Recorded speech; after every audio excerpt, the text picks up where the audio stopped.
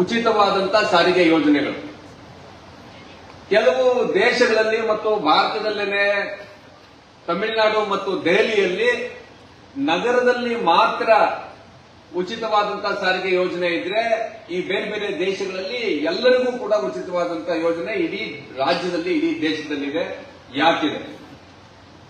ಯುವ ನಿಧಿ ಅಂತ ಒಂದು ಏನು ಇವತ್ತು ಜಾರಿಯಾಗಿದೆ ಅಂದ್ರೆ, ವಿದ್ಯಾವಂತ ನಿರುದ್ಯೋಗಿಗಳಿಗೆ, ಪದವೀಧರರಿಗೆ, ಡಿಪ್ಲೊಮಾ ಪಡ್ಕೊಂಡಂತವರಿಗೆ ಆರಂಭದ ಕೆಲವು ವರ್ಷ ಅವರಿಗೆ ಏನ್ ದುಡ್ಡು ಕೊಡ್ತಾರೆ, ಇದನ್ನ ನಿರುದ್ಯೋಗ ಭತ್ಯೆ ಅಂತ ಕರೀತಾರೆ.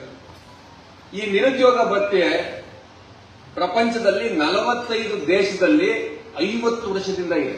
50 ವರ್ಷದಿಂದ ಇದೆ. ಅಲ್ಲಿ ಯಾಕೆ ಓಟ್ಗೋಸ್ಕರ ಅದನ್ನ ಮಾಡಿದ್ರ? ಮತ್ತು ಓಟ್ಗೋಸ್ಕರನೇ ಅದನ್ನ ಮಾಡಿದ್ರೆ ಯಾಕೆ 50 ವರ್ಷದ ತನಕ ಅದು ಇನ್ನೂ ಜಾರಿಯಲ್ಲಿದೆ?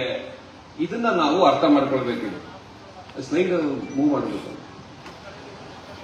ಸೊ ಹಾಗಾಗಿ ಇಲ್ಲಿ ನಾನು ತೋರಿಸಿರೋ ಹಾಗೆ ನಮ್ಮ ಮನಸ್ಸಲ್ಲಿ ಏನಿದೆ ಅಂತಂದ್ರೆ, ಈ ಗ್ಯಾರಂಟಿಗಳು ಏನಿದೆ ಇದನ್ನ ಚುನಾವಣೆಗೋಸ್ಕರ ಕಾಂಗ್ರೆಸ್ ಪಕ್ಷದವರು ಜಾರಿಗೆ ತಂದ್ಬಿಟ್ರು. ಇದರಿಂದ ಅಭಿವೃದ್ಧಿ ಕುಂಠಿತ ಆಗುತ್ತೆ, ಬಡವರಿಗೇನೋ ಅನುಕೂಲ ಆಗ್ಬೋದು, ಆದ್ರೆ ರಾಜ್ಯಕ್ಕೆ ಇದರಿಂದ ಏನು ಉಪಯೋಗ ಇಲ್ಲ ಅನ್ನೋ ರೀತಿಯಾದಂತ ಅಭಿಪ್ರಾಯಗಳು ವ್ಯಾಪಕವಾಗಿದೆ. ಸ್ನೇಹಿತರೆ, ನಾನೊಂದು 15 ನಿಮಿಷ ಇದ್ರ ಬಗ್ಗೆ ಮಾತಾಡ್ತೀನಿ.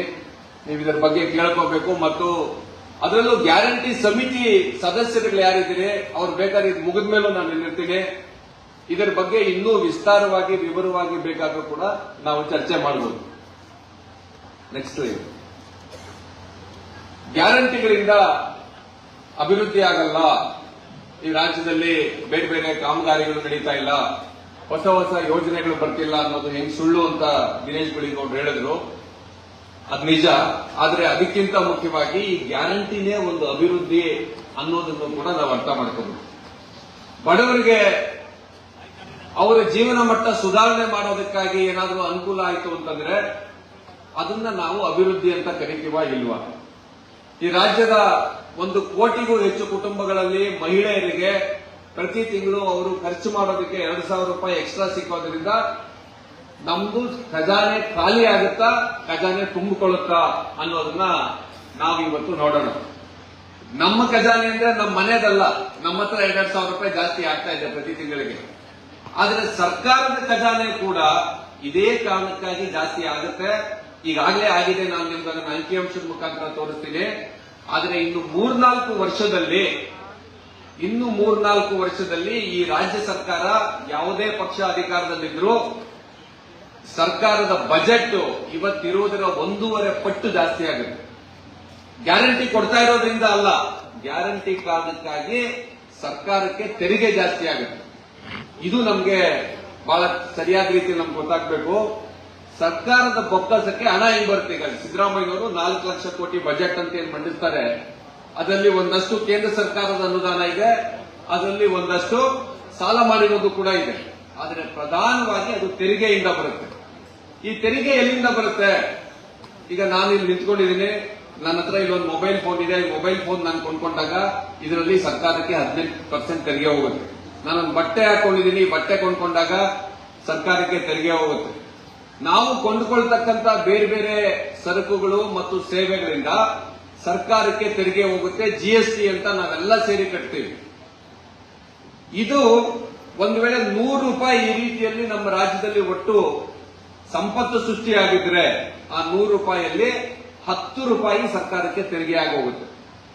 ಒಂದು ವೇಳೆ 1,000 ರೂಪಾಯಿ ನಮ್ಮ ರಾಜ್ಯದ ಸಂಪತ್ತು ಇದ್ರೆ 100 ರೂಪಾಯಿ ಸರ್ಕಾರಕ್ಕೆ ತೆರಿಗೆ ಹೋಗುತ್ತೆ.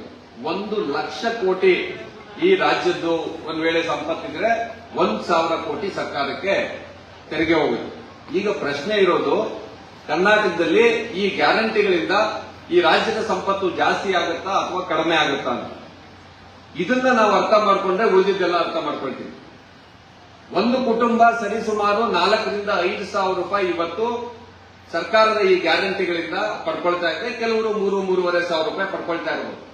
ನನ್ನ ಪ್ರಶ್ನೆ ಇಲ್ಲಿ 90% ಮಹಿಳೆಯರಿದ್ದೀರಾ, ನಿಮ್ಮನ್ನ ನಾನು ಕೇಳೋದು ಇಷ್ಟೇನೆ, ನಿಮಗೆ ಏನು ಪ್ರತಿ ತಿಂಗಳಿಗೆ 2,000 ರೂಪಾಯಿ ಬರುತ್ತೆ? ಇದನ್ನ ಒಂದು ವರ್ಷಕ್ಕೆ 24,000 ಮಾಡಿಕೊಂಡು 10 ವರ್ಷಕ್ಕೆ 2,40,000 ಮಾಡಿಕೊಂಡು ಕೂಡಿಡ್ತೀರಾ ಅಥವಾ ಅದೇ ತಿಂಗಳು ಖರ್ಚು ಮಾಡ್ತಾರ? 100ಕ್ಕೆ 90 ಭಾಗ ಜನ ಅದೇ ತಿಂಗಳು ಖರ್ಚು ಮಾಡ್ತಾರೆ. ಯಾಕಂದ್ರೆ ಅವ್ರ ಹತ್ರ ದುಡ್ಡು ಬಂದಿರೋದೇನೆ ಅವರ ಜೀವನ ಮಟ್ಟವನ್ನ ಸರಿ ಮಾಡಬೇಕು ಅಂತ. ಅಂದ್ರೆ ಒಂದು ವರ್ಷದಲ್ಲಿ ಕರ್ನಾಟಕದಲ್ಲಿ ಇಲ್ಲಿ ತನಕ ಸಾಮಾನ್ಯ ಜನ ಖರ್ಚು ಮಾಡದೇ ಇರುವಂತ 51,000 ಕೋಟಿ ರೂಪಾಯಿ ಏನಿದೆ ಅದರಲ್ಲಿ 100ಕ್ಕೆ 90 ಭಾಗ ಅದೇ ತಿಂಗಳು ಖರ್ಚಾಗ್ತಾ ಹೋಗುತ್ತೆ. ಖರ್ಚಾದ್ರೆ ಈಗ ನಾವು ಇಲ್ಲಿ ತನಕ ಒಂದು ವರ್ಷದಲ್ಲಿ 4 ಬಟ್ಟೆ ತಗೊಳ್ತಿದ್ರೆ 4 ಜೊತೆ ಬಟ್ಟೆ ತೆಗೆದುಕೊಳ್ತಿದ್ರೆ ಈಗ 5 ಜೊತೆ ಬಟ್ಟೆ ತೆಗೆದುಕೊಳ್ತೀವಿ. ನಾವು ಈ ಹಿಂದೆ ವಾರದಲ್ಲಿ 1 ದಿವಸ ಅಷ್ಟೇನೆ ನಾವು ಮಾಂಸ ತಿಂತಾ ಇದ್ರೆ ಈಗ ತಿಂಗಳಲ್ಲಿ ಇನ್ನೊಂದು 2 ದಿವಸ ಜಾಸ್ತಿ ತಿಂತೀವಿ. ಚಪ್ಪಲಿ ನಾವು 6 ತಿಂಗಳಿಗೋ ವರ್ಷಕ್ಕೋ ಬದಲಾಯಿಸ್ತಾ ಇದ್ರೆ ಈಗ 5 ತಿಂಗಳಿಗೆ ಬದಲಾಯಿಸ್ತೀವಿ. ನಮ್ಮ ಮಕ್ಕಳಿಗೆ ಒಳ್ಳೆ ಎಜುಕೇಶನ್ ಕೊಡಿಸ್ತೀವಿ, ಆರೋಗ್ಯದ ಮೇಲೆ ನಾವು ದುಡ್ಡನ್ನ ಖರ್ಚು ಮಾಡ್ತೀವಿ, ಬಸ್ಸಲ್ಲಿ ಓಡಾಡ್ತೀವಿ, ಬೇರೆ ಬೇರೆ ವಸ್ತುಗಳು ಕೊಂಡ್ಕೊಳ್ತೀವಿ, ಫ್ರಿಜ್ ಕೊಂಡ್ಕೊಳ್ತೀವಿ, ಟಿವಿ ಕೊಂಡ್ಕೊಳ್ತೀವಿ. ಇವೆಲ್ಲದರಿಂದ ಸರ್ಕಾರಕ್ಕೆ ತೆರಿಗೆ ಜಾಸ್ತಿ ಆಗುತ್ತೆ. ಅಷ್ಟು ಮಾತ್ರ ಅಲ್ಲ, ಬಹಳ ಮುಖ್ಯವಾದ್ದೇನೆಂದ್ರೆ ಇಲ್ಲಿ ತನಕ ಈ ರಾಜ್ಯದಲ್ಲಿ ಒಂದು ವರ್ಷಕ್ಕೆ ಸುಮ್ಮನೆ ಒಂದು ಲೆಕ್ಕ ಕೇಳೋದಾದ್ರೆ ಒಂದು 10 ಕೋಟಿ ಜೊತೆ ಬಟ್ಟೆ ಖರ್ಚಾಗ್ತಿದ್ರೆ ಈಗ 12 ಕೋಟಿ ಖರ್ಚಾಗುತ್ತೆ. ಬಟ್ಟೆಗಳ ಉತ್ಪಾದನೆ ಜಾಸ್ತಿ ಆಗುತ್ತೆ, ಬಟ್ಟೆ ಅಂಗಡಿ ಜಾಸ್ತಿ ಆಗುತ್ತೆ ಮತ್ತು ಬಟ್ಟೆ ತಯಾರು ಮಾಡ್ತಾ ಇರ್ತಕ್ಕಂಥ ಫ್ಯಾಕ್ಟರಿಗಳಲ್ಲಿ ಡಿಮ್ಯಾಂಡ್ ಜಾಸ್ತಿ ಆಗುತ್ತೆ. ಈ ರೀತಿ ಡಿಮ್ಯಾಂಡ್ ಜಾಸ್ತಿ ಆಗೋದ್ರಿಂದ ಜಾಸ್ತಿ ಜನರಿಗೆ ಉದ್ಯೋಗ ಸಿಗುತ್ತೆ. ಇದನ್ನ ಜನರ ಕೊಳ್ಳುವ ಶಕ್ತಿ ಅಂತ ಕರೀತಾರೆ. ಯಾವುದಾದ್ರೂ ಒಂದು ಸಮಾಜದಲ್ಲಿ ಸಂಪತ್ತು ಜಾಸ್ತಿ ಸೃಷ್ಟಿ ಆಗಬೇಕು ಅಂತ ಹೇಳಿದ್ರೆ ಜನಕ್ಕೆ ಕೊಳ್ಳುವ ಶಕ್ತಿ ಇರಬೇಕು. ಜನ ಎಲ್ಲ ಬಡವರಾಗಿರ್ತಕ್ಕಂಥ ಒಂದು ದೇಶದಲ್ಲಿ ಹೆಚ್ಚೆಚ್ಚು ಉದ್ಯೋಗ ಸೃಷ್ಟಿ ಆಗೋದಕ್ಕೆ ಸಾಧ್ಯನೇ ಇಲ್ಲ. ಈಗ ನಾವು ಸಾಮಾನ್ಯವಾಗಿ ಎಷ್ಟು ಮೊಟ್ಟೆ ತಿಂತಾ ಇದ್ವಿ, ಎಷ್ಟು ಕೋಳಿ ತಿಂತಾ ಇದ್ವಿ, ಎಷ್ಟು ಕುರಿ ತಿಂತಾ ಇದ್ವಿ ಒಂದು ವರ್ಷದಲ್ಲಿ ಅನ್ಕೊಂಡ್ರೆ, ಇದು ಜನ ಜಾಸ್ತಿ ಕುರಿ ಕೋಳಿಯನ್ನ ತಿನ್ನೋದ್ರಿಂದ ಹೆಚ್ಚು ಕೋಳಿ ಫಾರ್ಮ್ ಆಗುತ್ತೆ, ಹೆಚ್ಚು ಜನ ಕುರಿ ಸಾಕ್ತಾರೆ, ಈ ಕೋಳಿ ಫಾರ್ಮ್ ಇಂದ ಹೆಚ್ಚು ಮೊಟ್ಟೆಗಳು ಉತ್ಪಾದನೆ ಆಗುತ್ತೆ. ಇದು ಜಾಸ್ತಿ ಆಗುತ್ತೆ ಅಂದ್ರೆ ಹೆಚ್ಚು ಜನರಿಗೆ ಉದ್ಯೋಗ ಸೃಷ್ಟಿಯಾಗುತ್ತೆ ಅಂತ. ಯಾಕೆ ಇದು ಮುಖ್ಯವಾಗಿ ಹೇಳ್ತಾ ಇದ್ದೀನಿ ಅಂತಂದ್ರೆ, ಒಂದು ಈ ಗ್ಯಾರಂಟಿಗಳ ಬಗ್ಗೆ ಕೆಲವರು ಟಿವಿಲಿ ಕೂತ್ಕೊಂಡು ಮಾತಾಡಿ ಏನ್ ಹೇಳಿದ್ರು ಅಂದ್ರೆ, ಜನರಿಗೆ ಮೀನ್ ಕೊಡಬಾರದು, ಮೀನ್ ಹಿಡಿಯೋದನ್ನ ಕಲಿಸಬೇಕು, ಅದರಿಂದ ಕೂಡ ಉದ್ಯೋಗ ಸೃಷ್ಟಿ ಆಗ್ತಾ ಇದೆ. ಯಾಕೆ ಉದ್ಯೋಗ ಸೃಷ್ಟಿ ಆಗುತ್ತೆ ಅಂತಂದ್ರೆ, ನಾವು ಹೆಚ್ಚು ಹೆಚ್ಚು ವಸ್ತುಗಳನ್ನ ಕೊಂಡ್ಕೊಳ್ಳೋದ್ರಿಂದ ನಮ್ಮ ಕೊಳ್ಳುವ ಶಕ್ತಿ ಹೆಚ್ಚಾಗೋದ್ರಿಂದ ಇದು ಆಗುತ್ತೆ ಅಂತ. ವಾಪಸ್ ಹಿಂದಿನ ಸ್ಲೈಡ್ ಹೋಗಿ, ಇನ್ನು ಇದರ ಹಿಂದಿನ ಸ್ಲೈಡ್, ಇನ್ನು ಹಿಂದೆ ನೀವು ಮುಂದಕ್ಕೆ ಹೋಗ್ಬೇಡಿ, ನಾನು ಹೇಳ್ದಾಗ ಮಾತ್ರ. ಇದರಿಂದ ಈಗಾಗಲೇ ಈ ರಾಜ್ಯದೊಳಗಡೆ ಈಗಾಗಲೇ ಇಲ್ಲಿ ಏನ್ ನಾವು ತೋರಿಸ್ತಾ ಇದ್ದೀವಿ, ಸರ್ಕಾರಕ್ಕೆ ಬರ್ತಾ ಇರತಕ್ಕಂತ ತೆರಿಗೆ ಜಾಸ್ತಿ ಆಗಿದೆ. ದಯವಿಟ್ಟು ಅರ್ಥ ಮಾಡ್ಕೊಳ್ಳಿ. ರಾಜ್ಯ ಸರ್ಕಾರ ಅಥವಾ ಸಿದ್ದರಾಮಯ್ಯನವರು ಯಾರು ಬಜೆಟ್ ನ ಪ್ರತಿ ವರ್ಷ ಮಂಡಿಸ್ತಾ ಇದ್ದಾರೆ, ಅವರು ಯಾಕಾಗಿ ಇವತ್ತಿನ ದಿವಸ ಇದನ್ನ ಧೈರ್ಯವಾಗಿ ಮಾಡ್ತಾ ಇದ್ದಾರೆ ಅಂತಂದ್ರೆ, ಇಡೀ ದೇಶದಲ್ಲಿ ನಮ್ಮ ಸರ್ಕಾರದ ಕ್ರಮಗಳ ಕಾರಣಕ್ಕಾಗಿ ದೇಶದ ಜನರ ತಲಾದಾಯ ಅದು ಇಡೀ ದೇಶದಲ್ಲಿ ಈ ವರ್ಷ ಕರ್ನಾಟಕದ್ದು ಹೈಯೆಸ್ಟ್ ಇದೆ. ಇಡೀ ದೇಶದಲ್ಲಿ ತಲಾದಾಯ 1,14,000 ಇದ್ರೆ ಕರ್ನಾಟಕದಲ್ಲಿ 2,04,000 ರೂಪಾಯಿ ಇದೆ. ಅಂದ್ರೆ ನಮ್ಮ ಗ್ಯಾರಂಟಿಗಳ ಕಾರಣಕ್ಕಾಗಿ, ಉದ್ಯೋಗ ಸೃಷ್ಟಿಯ ಕಾರಣಕ್ಕಾಗಿ ನಮ್ಮ ತಲಾದಾಯ ಜಾಸ್ತಿ ಆಗ್ತಿದೆ. ಎರಡನೇದು, ಇಡೀ ದೇಶದಲ್ಲಿ ಜಿಎಸ್ಟಿ ಬೆಳವಣಿಗೆಯ ದರ ಹೋದ ವರ್ಷ ಎಷ್ಟಿತ್ತು ಜಿಎಸ್ಟಿ, ಈ ವರ್ಷ ಎಷ್ಟು ಜಾಸ್ತಿ ಆಗಿದೆ ಅಂತ ನೋಡಿದ್ರೆ ಇದು ಇಡೀ ದೇಶದಲ್ಲೇ ನಾವು ನಂಬರ್ 1 ಇದ್ದೀವಿ. ಮಹಾರಾಷ್ಟ್ರ ನಮಗಿಂತ ಜಾಸ್ತಿ ಜಿಎಸ್ಟಿ ಕೊಡುತ್ತೆ, ಆದ್ರೆ ಹೋದ ವರ್ಷ ಎಷ್ಟು ತೆರಿಗೆ ಸಂಗ್ರಹ ಆಯಿತು, ಈ ವರ್ಷ ಎಷ್ಟು ಸಂಗ್ರಹ ಆಯಿತು, ಅವೆರಡು ಎಷ್ಟು ಜಾಸ್ತಿ ಆಗಿದೆ ಅಂತ ನೋಡಿದ್ರೆ ಕರ್ನಾಟಕದ್ದೇ ಜಾಸ್ತಿ ಆಗಿದೆ. ಅಷ್ಟು ಮಾತ್ರ ಅಲ್ಲ, ನಾವು ಮಾರುಕಟ್ಟೆಯಿಂದ ಕೊಂಡುಕೊಳ್ಳುವಂತ ವಸ್ತುಗಳು, ಅದು ಫ್ರಿಡ್ಜ್ ಇರ್ಬೋದು, ಟಿವಿ ಇರ್ಬೋದು, ಇದನ್ನ ಎಫ್ಎಂಸಿಜಿ ಅಂತಾರೆ. ಇದನ್ನ ಎಫ್ಎಂಸಿಜಿ ಗೂಡ್ಸ್ ಅಂತ ಕರೀತಾರೆ. ಅಂದ್ರೆ ಮಾರುಕಟ್ಟೆಯಲ್ಲಿ ಸಿಕ್ಕಾಪಟ್ಟೆ ಫಾಸ್ಟ್ ಮೂವಿಂಗ್ ಕನ್ಸ್ಯೂಮರ್ ಗೂಡ್ಸ್ ಅಂತ. ಇದು ಕರ್ನಾಟಕದಲ್ಲಿ ಇಡೀ ದೇಶಾದ್ಯಂತ ಅತ್ಯಂತ ಹೆಚ್ಚು ಖರ್ಚಾಗ್ತಾ ಇದೆ. ಅದೇ ರೀತಿಯಲ್ಲಿ ದೇಶದಲ್ಲಿ ನಾವು ಈ ಹಿಂದೆ ಗ್ಯಾರಂಟಿ ಯೋಜನೆ ಬರೋಕ್ ಮುಂಚೆ ಕೇಂದ್ರ ಸರ್ಕಾರಕ್ಕೆ ನಾವು 6% ಅಷ್ಟು, ಒಟ್ಟು ಇಡೀ ಕೇಂದ್ರ ಸರ್ಕಾರದ ಜಿಎಸ್ಟಿ ಆದಾಯದಲ್ಲಿ ಕರ್ನಾಟಕ 6% ಕೊಡ್ತಾ ಇತ್ತು. ಗ್ಯಾರಂಟಿ ಯೋಜನೆ ಬಂದ ಮೇಲೆ 7% ಕೊಡ್ತಾ ಇದೀವಿ ನಾವು. ಕೇಂದ್ರ ಸರ್ಕಾರಕ್ಕೂ ನಮ್ಮಿಂದ ಆದಾಯ ಜಾಸ್ತಿ ಆಗಿದೆ. ಇದು ಎಲ್ಲ ನಾವು ನಮ್ಮ ತಲೆಯಲ್ಲಿ ಇಟ್ಕೊಳ್ಬೇಕು. ಇದನ್ನ ನನ್ನದ ಅಂಕಿಅಂಶ ಅಲ್ಲ, ಇದು ಕೇಂದ್ರ ಸರ್ಕಾರನೇ ಜಿಎಸ್ಟಿ ಬಗ್ಗೆ ಅಂಕಿಅಂಶ ಕೊಡೋದು. ಕೇಂದ್ರ ಸರ್ಕಾರದ ಜಿಎಸ್ಟಿ ಕೌನ್ಸಿಲ್ ಏನಿದೆ ಅದರ ವೆಬ್ಸೈಟ್ಗೆ ಹೋಗಿ ನೀವು ನೋಡಿದ್ರೆ ಗೊತ್ತಾಗುತ್ತೆ. ಕರ್ನಾಟಕದಲ್ಲಿ ಕಳೆದ 3 ವರ್ಷದಲ್ಲಿ ಜನ ಹೆಚ್ಚೆಚ್ಚು ಹಣ ಖರ್ಚು ಮಾಡ್ತಾ ಇದ್ದಾರೆ, ಅದರಿಂದ ಹೆಚ್ಚೆಚ್ಚು ತೆರಿಗೆ ಉತ್ಪಾದನೆ ಆಗ್ತಿದೆ ಮತ್ತು ಕೇಂದ್ರ ಸರ್ಕಾರಕ್ಕೂ ಕೂಡ ನಾವು ಜಾಸ್ತಿ ದುಡ್ಡು ಕೊಡ್ತಾ ಇದ್ದೀವಿ ಅಂತ. ಇದು ಏನಿದೆ ಇದು ಕರ್ನಾಟಕ ರಾಜ್ಯ ಅಭಿವೃದ್ಧಿ ಆಗೋದಿಲ್ಲ ಅನ್ನೋದಕ್ಕೆ ವಿರುದ್ಧವಾದಂತಹ ಸಂಗತಿ ಇದು. ಇದು ಅಭಿವೃದ್ಧಿ ಅಲ್ಲದೆ ಇದ್ರೆ ಇನ್ನೇನು ಅಭಿವೃದ್ಧಿ? ಆದ್ರೆ ಮೊದಲ 2-3 ವರ್ಷ ಏನಾಗುತ್ತೆ ರಾಜ್ಯ ಸರ್ಕಾರಕ್ಕೆ ಅಂದ್ರೆ ಹೆಚ್ಚು ಹಣವನ್ನ ಗ್ಯಾರಂಟಿಗಳಿಗೆ ಕೊಡೋದ್ರಿಂದ ಬೇರೆ ಬೇರೆ ವಿಚಾರಗಳಿಗೆ ಅನುದಾನ ಕೊಡೋದು ಒಂದು 2 ವರ್ಷ ಅಥವಾ 3 ವರ್ಷ ಕಡಿಮೆ ಆಗುತ್ತೆ. ಆದ್ರೆ 3ನೇ ವರ್ಷದ ನಂತರ ನಮ್ಮ ಒಂದು ಬೆಳವಣಿಗೆ ದರ ತೀವ್ರವಾಗಿ ಹೆಚ್ಚಾಗುತ್ತೆ. Next slide. ಅಷ್ಟು ಮಾತ್ರ ಅಲ್ಲ, ನಮ್ಮ ದೇಶದ ಸಂವಿಧಾನದ ರಾಜ್ಯ ನಿರ್ದೇಶನ ತತ್ವಗಳಲ್ಲಿ ಮತ್ತು ಬದುಕಿನ ಹಕ್ಕನ್ನ ಕೊಟ್ಟಿರ್ತಕ್ಕಂಥ ಮೂಲಭೂತ ಹಕ್ಕುಗಳಲ್ಲಿ ಈ ದೇಶದ ಸಂಪತ್ತನ್ನ ಕೆಲವೇ ವ್ಯಕ್ತಿಗಳ ಕೈಯಲ್ಲಿ ಅಪಾರವಾದ ಸಂಪತ್ತು ಶೇಖರಣೆ ಆಗೋದನ್ನ ತಡಿಬೇಕು ಅಂತ ನಮ್ಮ ಸಂವಿಧಾನ ಹೇಳುತ್ತೆ. ಸಂವಿಧಾನದ ಕಲಂ 39C ಹೇಳುತ್ತೆ, ನೀವು ಒಬ್ಬ ಅಂಬಾನಿಗೆ, ಒಬ್ಬ ಅದಾನಿಗೆ 15-20 ಜನ ಈ ದೇಶದಲ್ಲಿರ್ತಕ್ಕಂಥ ದೊಡ್ಡ ದೊಡ್ಡ ಉದ್ದಿಮೆಪತಿಗಳಿಗೆ ನೀವು 4 ಲಕ್ಷ ಕೋಟಿ, 5 ಲಕ್ಷ ಕೋಟಿ, 10 ಲಕ್ಷ ಕೋಟಿ ಸಾಲ ಮನ್ನಾ ಮಾಡ್ತೀರಲ್ಲ, ಇದನ್ನ ಮಾಡಬಾರ್ದು ಅಂತ ನಮ್ಮ ಸಂವಿಧಾನದ ಕಲಂ 39C ಹೇಳುತ್ತೆ.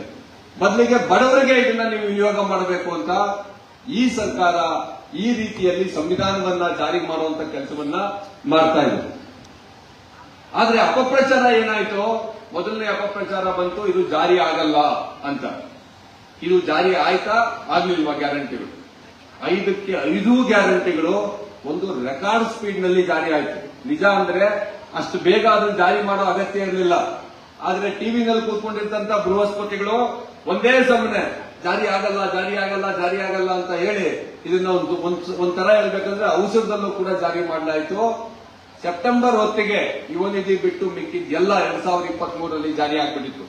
ಯುವ ನಿಧಿ ಕೂಡ ಅದೇ ವರ್ಷದಲ್ಲಿ ಜಾರಿ ಆಯಿತು. ಎರಡನೇದು ರಾಜ್ಯ ದಿವಾಳಿ ಆಗುತ್ತೆ ಅಂತ ಹೇಳಿದ್ರು. ಈ ರಾಜ್ಯದಲ್ಲಿ ಇದೇ ಗ್ಯಾರಂಟಿಗಳು ಜಾರಿ ಆದ್ಮೇಲೆ ಸರ್ಕಾರಿ ನೌಕರರ ಸಂಬಳ ಕೊಡಕ್ಕಾಗದೆ ಸರ್ಕಾರ ಕೈಕಟ್ಟಿ ಕೂತಿಲ್ಲ. ಬದಲಿಗೆ ಸರ್ಕಾರಿ ನೌಕರರ ಸಂಬಳ ಒಂದೇ ಆದೇಶದಿಂದ 20,000 ಕೋಟಿ ಜಾಸ್ತಿ ಆಯಿತು. ಅಂಗನವಾಡಿ ಸಹಾಯಕರಿಗೆ ಸಂಬಳ ಜಾಸ್ತಿ ಆಯಿತು. ಆಶಾ ಕಾರ್ಯಕರ್ತೆಯರಿಗೆ ಸಂಬಳ ಜಾಸ್ತಿ ಆಯಿತು. ಇನ್ನೂ ಆಗಬೇಕು ಅಂತ ಅವರ ಡಿಮ್ಯಾಂಡ್ ಇದೆ. ಬಿಸಿಯೂಟದ ಮಹಿಳೆಯರಿಗೆ ಸಂಬಳ ಜಾಸ್ತಿ ಆಯಿತು. ಅತಿಥಿ ಶಿಕ್ಷಕರಿಗೆ, ಅತಿಥಿ ಉಪನ್ಯಾಸಕರಿಗೆ ಸಂಬಳ ಜಾಸ್ತಿ ಆಯಿತು. ಕುಸ್ತಿಪಟುಗಳಿಗೆ, ಎಲ್ಲ ಧರ್ಮದ ಪುರೋಹಿತರಿಗೆ ಎಲ್ಲರಿಗೂ ಕೂಡ ಮಾಸಾಸನ ಜಾಸ್ತಿ ಆಯಿತು. ಪತ್ರಕರ್ತರಿಗೆ ಬೇರೆ ಬೇರೆ ಸೌಲಭ್ಯ ಕೊಟ್ಟರು. ದಿವಾಳಿ ಆಗುವಂತ ಒಂದು ಸರ್ಕಾರ ಇದನ್ನ ಏನ್ ಮಾಡಕ್ ಸಾಧ್ಯ ಆಗುತ್ತೆ?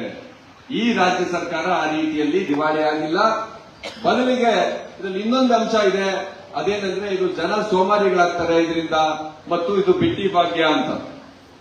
Next slide.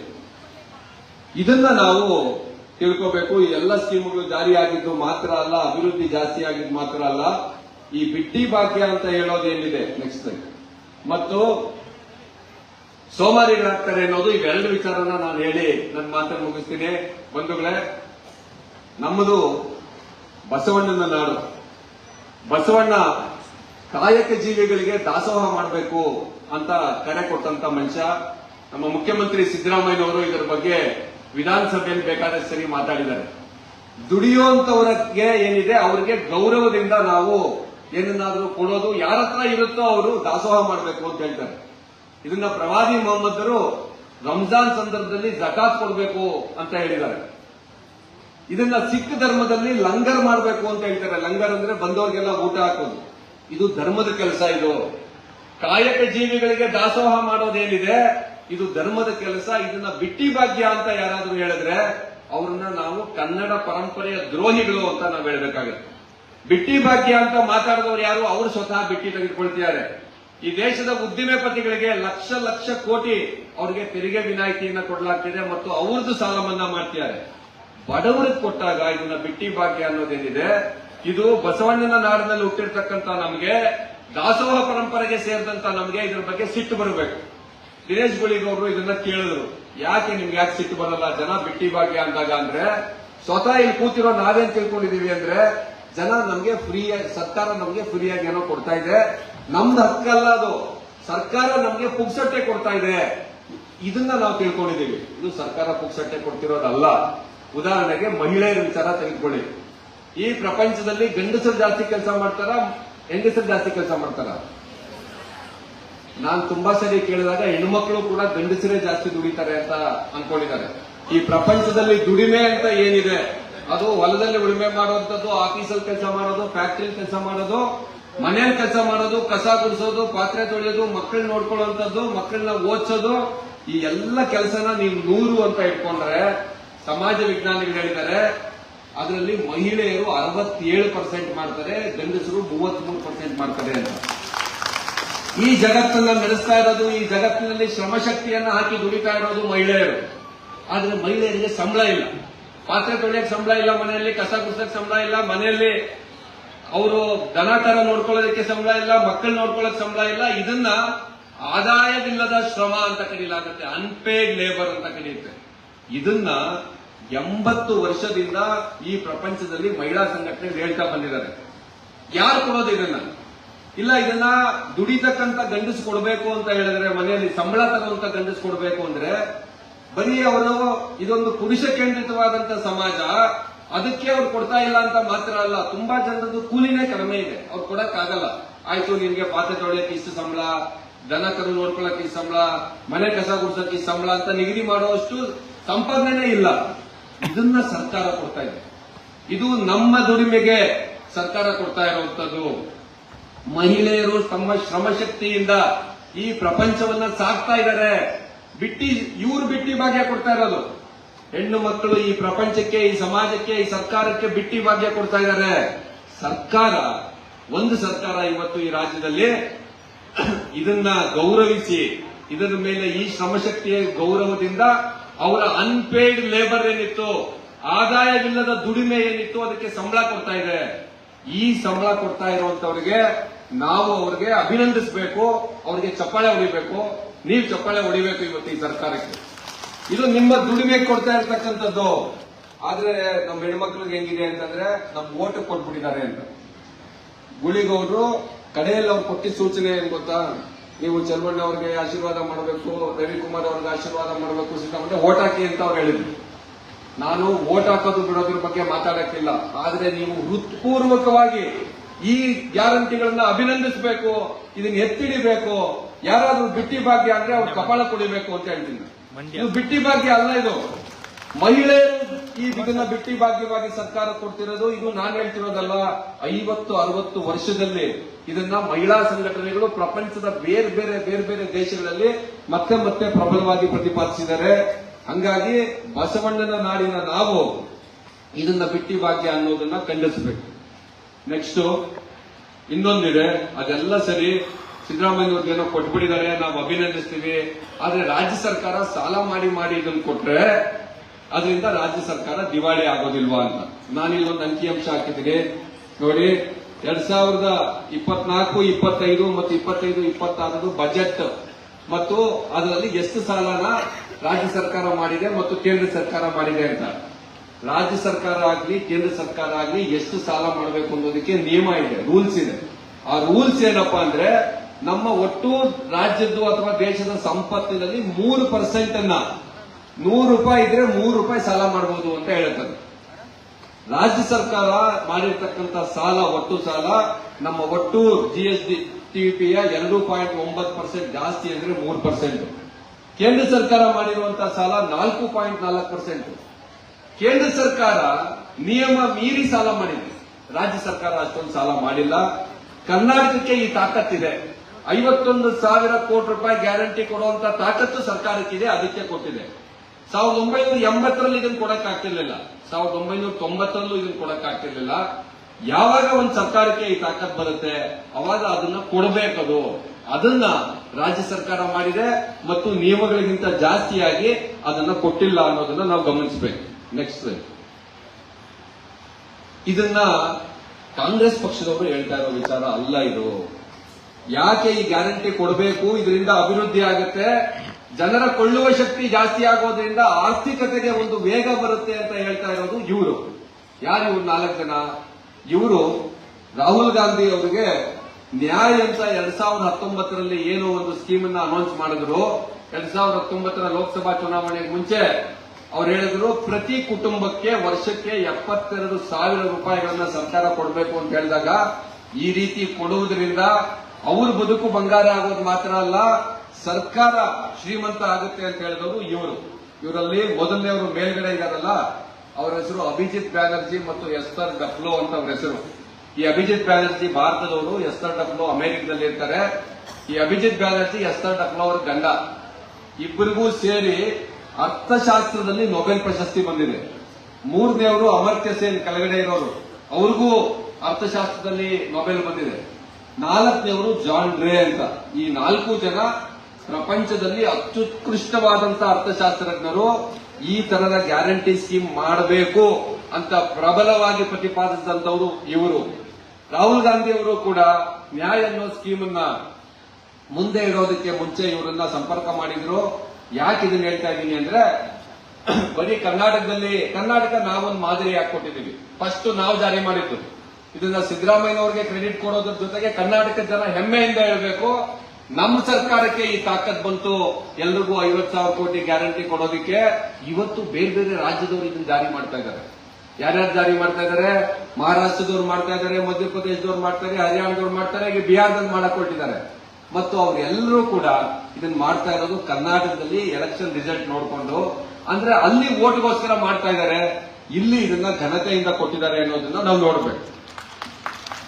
ಜೊತೆಗೆ ಇನ್ನೊಂದಿದೆ, ನಮ್ಗಿಂತ ಮುಂಚೆ ಇಂಥದನ್ನ ಜಾಸ್ತಿ ಮಾಡಿದ ಒಂದು ರಾಜ್ಯ ಇತ್ತು, ಅದು ತಮಿಳುನಾಡು ರಾಜ್ಯ. ತಮಿಳುನಾಡಿನಲ್ಲೇ ಈ ದೇಶದಲ್ಲಿ ಅತ್ಯಂತ ಹೆಚ್ಚು ಉಚಿತ ಸ್ಕೀಮ್ ಕೊಟ್ಟಿದ್ದ ಯಾವ್ದಾದ್ರು ರಾಜ್ಯ ಇದ್ರೆ ಅದು ಫಸ್ಟ್ ತಮಿಳುನಾಡು. 2001ರಿಂದ 2011 ತನಕ ಈ ದೇಶದ ಅತ್ಯಂತ ಹೆಚ್ಚು ಉಚಿತ ಸ್ಕೀಮ್ಗಳನ್ನ ಮಹಿಳೆಯರಿಗೆ ಉಚಿತ ಸ್ಕೀಮ್ ಕೊಟ್ಟಲ್ಲ ತಮಿಳುನಾಡಲ್ಲಿ. ಅದಾದ್ಮೇಲೆ ಆ ಮಹಿಳೆಯರು ನಾಳೆಯಿಂದ ನಾವು ಕೆಲ್ಸಕ್ಕೆ ಹೋಗಲ್ಲ, ನಮ್ ಗಂಡಿರು ಕೂಡ ಹೋಗೋದ್ ಬೇಡ, ಎಲ್ಲ ಮನೆಯಲ್ಲಿರ್ಲಿ, ಯಾಕಂದ್ರೆ ಸರ್ಕಾರ ಹೆಂಗಾದ್ರೂ ಕೊಡುತ್ತೆ ಅಂತ ಅನ್ಕೊಂಡ್ರ. ಇಲ್ಲ, ಅವರು ಕೆಲ್ಸಕ್ಕೆ ಹೋದ್ರೆ ಜಾಸ್ತಿ ಅಂದ್ರೆ ಇದು ನೋಡಿ ಅಂಕಿಅಂಶ ಹೇಳುತ್ತೆ. ಅದೇನಂದ್ರೆ ತಮಿಳುನಾಡಿನಲ್ಲಿ ಈ ತರದ ಉಚಿತ ಸ್ಕೀಮ್ ಅನ್ನ ಜಾಸ್ತಿ ಮಾಡಿದ್ಮೇಲೆ ಮಹಿಳೆಯರು ಕೆಲಸಕ್ಕೆ ಹೋಗೋದು ಜಾಸ್ತಿ ಆಯಿತು, ಕಡಿಮೆ ಆಗಲಿಲ್ಲ. ಇದನ್ನ female labour force participation rate ಅಂತ ಕರೀತಾರೆ, ಮಹಿಳೆಯರ ಉದ್ಯೋಗಶೀಲತೆಯ ದರ ಅಂತ ಕರೀತಾರೆ. ಅಂದ್ರೆ 100ರಲ್ಲಿ ಎಷ್ಟು ಜನ ಹೆಣ್ಮಕ್ಳು ಹೊರಗಡೆ ಕೆಲಸಕ್ಕೆ ಹೋಗ್ತಾರೆ ಅಂತ. 2012ರಲ್ಲಿ ಯಾವಾಗ ಈ ಉಚಿತ ಸ್ಕೀಮ್ 10 ವರ್ಷ ಆಗಿತ್ತು, ಅವಾಗ ದೇಶದ್ದು female labour force participation rate ಇಡೀ ದೇಶದ 28% ಇತ್ತು. 100ರಲ್ಲಿ 28 ಹೆಣ್ಣುಮಕ್ಳು ಮಾತ್ರ ಹೊರಗಡೆ ಕೆಲಸಕ್ಕೆ ಹೋಗ್ತಿದ್ರು. ತಮಿಳುನಾಡಲ್ಲಿ 38% ಹೋಗ್ತಿದ್ರು. ಈಗ ಕೆಳಗಡೆ ಇದೆ, ನಿಮ್ಗೆ ಕಾಣಿಸ್ತಿಲ್ಲ, 41% ಮಹಿಳೆಯರು ತಮಿಳುನಾಡಲ್ಲಿ ಕೆಲಸಕ್ಕೆ ಹೋಗ್ತಾರೆ. ಯಾಕಿಂಗೆ ಅಂದ್ರೆ ನೋಡಿ, ನಮ್ಮ ಹತ್ರ ಬಡವರಾಗಿದ್ದೀವಿ, ನಮ್ಗೆ ಹೊಟ್ಟೆ ಹಸಿತಾ ಇದೆ ಅಂದ್ರೆ ನಮ್ಗೆ 2 ಹೊತ್ತು ಊಟ ಸಾಕು ಅಂತ ನಮ್ಗೆ ಅನ್ಸುತ್ತೆ. ನಮ್ಗೆ ಹೊಟ್ಟೆ ತುಂಬದ ಮೇಲೆ ನಮ್ಗೆ ಮನೆ ಬೇಕು ಅನ್ಸುತ್ತೆ, ಮನೆ ಬಂದ್ಮೇಲೆ ನಮ್ಗೆ ಇನ್ನೂ ಮೇಲಕ್ಕೆ ಹೋಗ್ಬೇಕು ಅಂತ ಅನ್ಸುತ್ತೆ.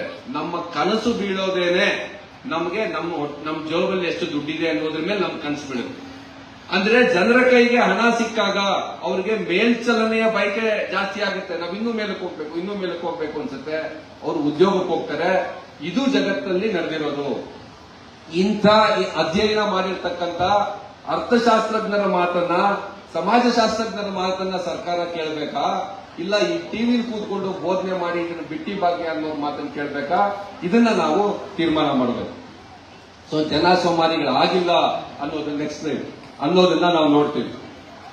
ಸೊ ಹೀಗಾಗಿ ಇನ್ನೂ ಒಂದು ನಾನು ಹೇಳಿದ್ದು, ಮಹಿಳೆಯರಿಗೆ ಯಾಕೆ ಇದನ್ನು ಕೊಡ್ತಾರೆ ಅನ್ನೋದಾಗ್ಲೇ ಹೇಳಿದ್ದೀನಿ. ಯಾಕಂದ್ರೆ ಮಹಿಳೆಯರಿಗೆ ವೇತನವಿಲ್ಲದ ದುಡಿಮೆ ಇದೆ ಮತ್ತು ಅವರಿಗೆ ಅವರ ಉದ್ಯೋಗಶೀಲತೆಯ ದರ ಜಾಸ್ತಿ ಆಗುತ್ತೆ.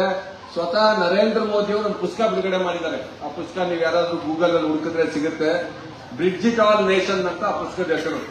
ಆ ಪುಸ್ತಕದಲ್ಲಿ ಏನ್ ಹೇಳಿದ್ದಾರೆ ಅಂದ್ರೆ, ಭಾರತದ ಮಹಿಳೆಯರು ಇವತ್ತು ಏನು ಅನ್ಪೇಯ್ಡ್ ಲೇಬರ್ ಮಾಡ್ತಾ ಇದ್ದಾರೆ ಮತ್ತು ಹೊರಗಡೆ ದುಡಿಯೋಕೆ ಹೋಗೋದು ಕಡಿಮೆ ಇದೆ ಗಂಡಸರಿಗೆ ಹೋಲಿಸಿದ್ರೆ, ಇದು ಬೇರೆ ಬೇರೆ ದೇಶದ ತರ ಆಗ್ಬಿಟ್ರೆ ಇವರು ಕೂಡ ಹೊರಗಡೆ ಹೋಗಿ ದುಡಿಯೋದಕ್ಕೆ ಆಗೋ ತರ ಪರಿಸ್ಥಿತಿ ನಿರ್ಮಾಣ ಆದ್ರೆ ಈ ದೇಶದ ಆದಾಯ 35 ಲಕ್ಷ ಕೋಟಿ ರೂಪಾಯಿ ಜಾಸ್ತಿ ಆಗುತ್ತೆ ಅಂತ ಆ ಪುಸ್ತಕದಲ್ಲಿದೆ. ಆ ಪುಸ್ತಕ ನೀವು ಯಾರಾದ್ರೂ ಇಂಗ್ಲಿಷ್ ಬರೋರು ಗೂಗಲ್ ಅಲ್ಲಿ ಹುಡುಕಿ ನೋಡಿ.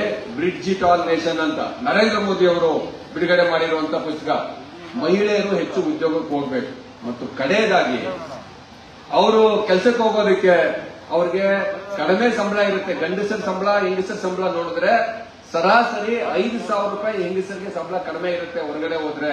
ನಮ್ದು ಜಮೀನಲ್ಲಿ ಹೆಂಗೆ ಹೆಣ್ಣಾಳಿಗೆ ಗಂಡಾಳಿಗೆ ವ್ಯತ್ಯಾಸ ಇರುತ್ತೋ, ಹೊರಗಡೆ ಕೂಡ ಗಾರ್ಮೆಂಟ್ಸ್ ಅಲ್ಲಿ ಸಂಬಳ ಕಡಿಮೆ. ಎಲ್ಲೆಲ್ಲಿ ಮಹಿಳೆಯರು ಜಾಸ್ತಿ ಕೆಲಸಕ್ಕೆ ಹೋಗ್ತಾರೆ ಅಲ್ಲಿ ಸಂಬಳ ಕಡಿಮೆ ಇರುವಂತ ಒಂದು ದುಸ್ಥಿತಿ ಇದೆ.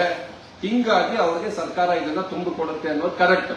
ಆದ್ರೆ ಈ ತರ ಇರುವಂತ ಮಹಿಳೆಯರು ಹೊರಗಡೆ ಕೆಲಸಕ್ಕೆ ಹೋಗೋಕೆ ಗಂಡನ ಮೇಲೆ ಡಿಪೆಂಡ್ ಆಗ್ಬೇಕು, ತವ್ರ ಮನೆಗೆ ಹೋಗ್ಬೇಕು ಅಂತಂದ್ರೆ ಗಂಡನ ಮೇಲೆ ಡಿಪೆಂಡ್ ಆಗ್ಬೇಕು, ಸಿಟಿಗೆ ಟೌನ್ಗೆ ಹೋಗ್ಬೇಕು ಅಂದ್ರೆ ಗಂಡನ ಮೇಲೆ ಡಿಪೆಂಡ್ ಆಗ್ಬೇಕು, ದೇವಸ್ಥಾನಕ್ಕೆ ಹೋಗ್ಬೇಕು ಅಂದ್ರೆ ಗಂಡನ ಮೇಲೆ ಡಿಪೆಂಡ್ ಆಗ್ಬೇಕು. ಇದು ಹೋಗ್ಬೇಕಿದು.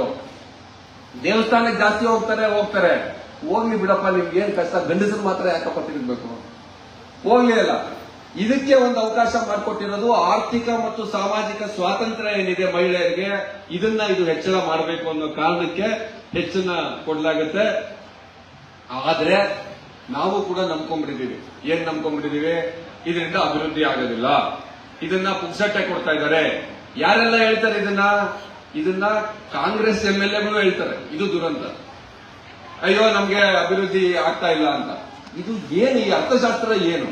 ಯಾಕೆ ರಾಹುಲ್ ಗಾಂಧಿ ಅವರು ನ್ಯಾಯ ಅನ್ನುವಂತ ಸ್ಕೀಮ್ ಅಂತಂದ್ರು? ಯಾಕೆ ಕಾಂಗ್ರೆಸ್ ಪಕ್ಷದ ಸರ್ಕಾರ ತಂದಿರತಕ್ಕಂತ ಈ ಸ್ಕೀಮ್ ಅನ್ನ ದೇಶದ ಬೇರೆ ಬೇರೆ ಭಾಗದಲ್ಲಿ ಯಾಕೆ ಜಾರಿ ಮಾಡ್ತಾ ಇದ್ದಾರೆ? ಪ್ರಪಂಚದಲ್ಲಿ ಯಾಕೆ 22 ದೇಶಗಳಲ್ಲಿ ಉಚಿತ ಟ್ರಾನ್ಸ್ಪೋರ್ಟ್ ಸ್ಕೀಮ್ ಇದೆ? ಇದ್ರ ಬಗ್ಗೆ ತಿಳ್ಕೊಳ್ಳದೆ ಏನು ಅಪಪ್ರಚಾರ ನಡೀತಾ ಇದೆ ಗ್ಯಾರಂಟಿಗಳ ವಿರುದ್ಧ. ಇದನ್ನ ಎದುರಿಸಬೇಕಾಗಿರೋರು ಯಾರು? ಎದುರಿಸಬೇಕಾಗಿರೋ ಇಲ್ಲಿ ಕೂತಿರುವಂತ ನೀವು. ಇದರ ಫಲಾನುಭವಿಗಳು ಯಾರಿದ್ದೀರಿ? ಅವರು. ಗ್ಯಾರಂಟಿ ಸಮಿತಿ ಸದಸ್ಯರು ಯಾರಿದ್ದಾರೆ? ಅವರು ಇದನ್ನ ಗಟ್ಟಿಯಾಗಿ ಹೇಳಬೇಕು. ಕರ್ನಾಟಕ ರಾಜ್ಯ ಇನ್ನು ಕೆಲವೇ ವರ್ಷಗಳಲ್ಲಿ ಈಗಾಗಲೇ ಏನು ಶುರುವಾಗಿದೆ, ನಾವು ನಂಬರ್ 1 ಆಗ್ಲಿಕ್ಕೆ ನಾವು ಇನ್ನೂ ಮೇಲಕ್ಕೆ ಹೋಗ್ತೀವಿ. ಈ ದೇಶದಲ್ಲಿ ಒಂದು ಮಾದರಿಯನ್ನ ನಿರ್ಮಾಣ ಮಾಡ್ತೀವಿ. ಪ್ರಪಂಚದ ಅಭಿವೃದ್ಧಿ ಹೊಂದಿದ ದೇಶಗಳ ಮಟ್ಟಕ್ಕೆ ಇದನ್ನ ತೆಗೆದುಕೊಂಡು ಹೋಗ್ತೀವಿ. ಅದಕ್ಕೆ ಗ್ಯಾರಂಟಿ ಸ್ಕೀಮ್ ಒಳ್ಳೇದ್ ಮಾಡಿದೆ ಅನ್ನೋದನ್ನ ನಾವು ಗಟ್ಟಿಯಾಗಿ ಹೇಳಬೇಕು. ಅದನ್ನ ಹೇಳ್ತಾ ಇದ್ರೆ ನೀವು ಅಂಗಿಸ್ಕೊಳ್ತಾ ಇರಿ, ಅವಹೇಳನ ಮಾಡಿಸ್ಕೊಳ್ತಾ ಇರಿ. ನಿಮಗೆ ಬಿಟ್ಟಿ ಮಾಗ್ಯ ಕೊಡ್ತಿದೆ ಅಂತ. ಇದು ನಿಮ್ಮ ಸ್ವಾಭಿಮಾನಕ್ಕೆ ಮತ್ತು ನೀವು ದುಡಿತಾ ಇರುವಂತ ದುಡಿಮೆಗೆ ರಾಜ್ಯ ಸರ್ಕಾರ ಅದನ್ನ ಪರಿಹಾರ ರೂಪದಲ್ಲಿ ಕೊಡ್ತಾ ಇರ್ತಕ್ಕಂಥ ಹಣ ಅಂತೇಳಿ ತಲೆ ಎತ್ತಿ ನಿಂತು ಹೇಳಬೇಕು. ಮತ್ತು ಯಾರು ಯೋಜನೆ ಜಾರಿ ಮಾಡ್ತಾರೆ ಅವರನ್ನ ನಾವು ಅಭಿನಂದಿಸಬೇಕು. ಅವರನ್ನ ಅಭಿನಂದಿಸೋದಕ್ಕೆ ನೀವೆಲ್ಲರೂ ಜೋರಾಗಿ ಚಪ್ಪಾಳೆ ತಟ್ಟಿ ಅಂತ ಹೇಳಿ ನನ್ನ ಮಾತನ್ನು ಮುಗಿಸ್ತೀನಿ. ಧನ್ಯವಾದ.